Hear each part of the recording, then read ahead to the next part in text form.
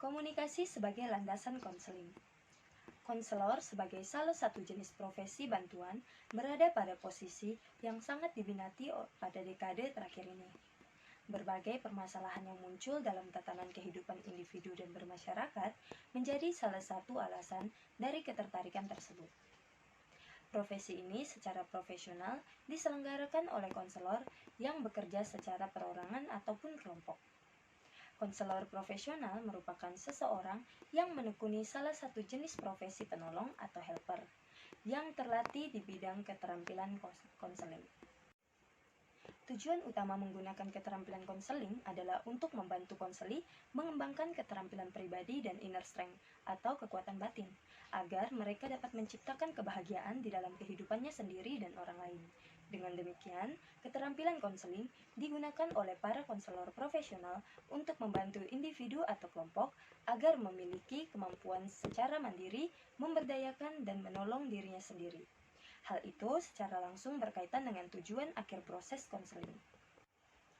Menurut Nelson Janas 2008, pemakaian keterampilan konseling oleh konselor dibagi menjadi 5 tujuan berbeda, yaitu 1. Supportive listening, atau memberi konseli perasaan dipahami dan diafirmasi.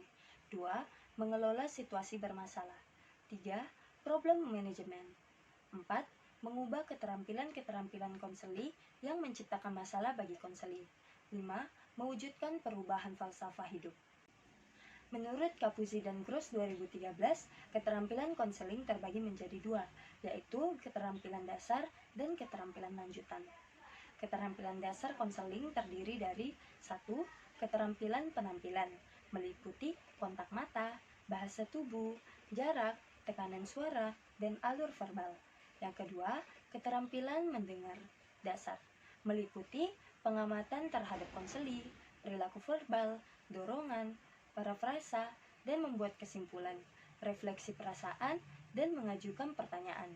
Yang ketiga, keterampilan self-attending, meliputi kesadaran diri, humor, sikap non-judgmental terhadap diri, dan sikap non-judgmental terhadap orang lain, asli dan konkret. Sementara itu, keterampilan lanjutan terdiri dari 1. Keterampilan pemahaman dan penolakan, atau understanding and challenging, meliputi 4 tingkat tinggi, keterbukaan diri atau self-disclosure, konfrontasi, dan kesegeraan. Yang kedua, keterampilan perilaku. Dan yang ketiga, keterampilan mengakhiri konseling.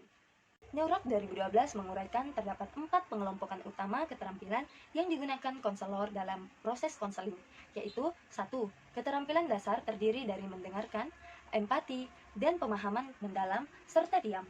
Yang kedua, keterampilan yang biasa digunakan terdiri dari pertanyaan, pengungkapan diri, pemodelan, afirmasi, dan dorongan, serta menawarkan alternatif, memberikan informasi, dan memberikan saran.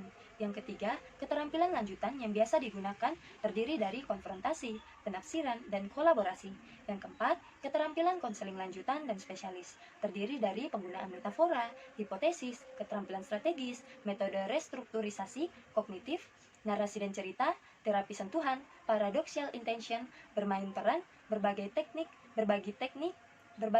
visualisasi, dan sebagainya.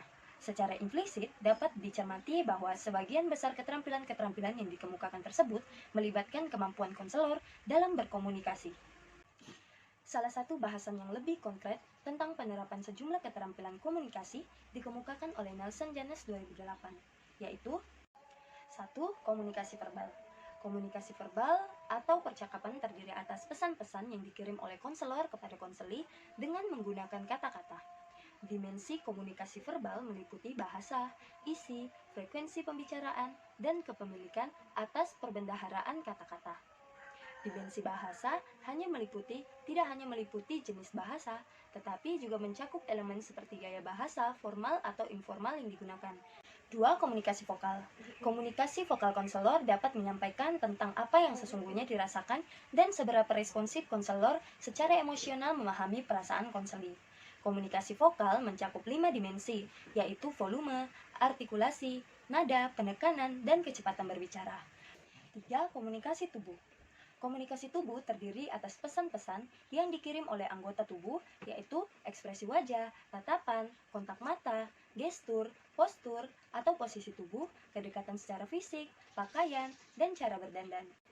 Komunikasi sentuhan merupakan upaya mengirim pesan melalui sentuhan fisik.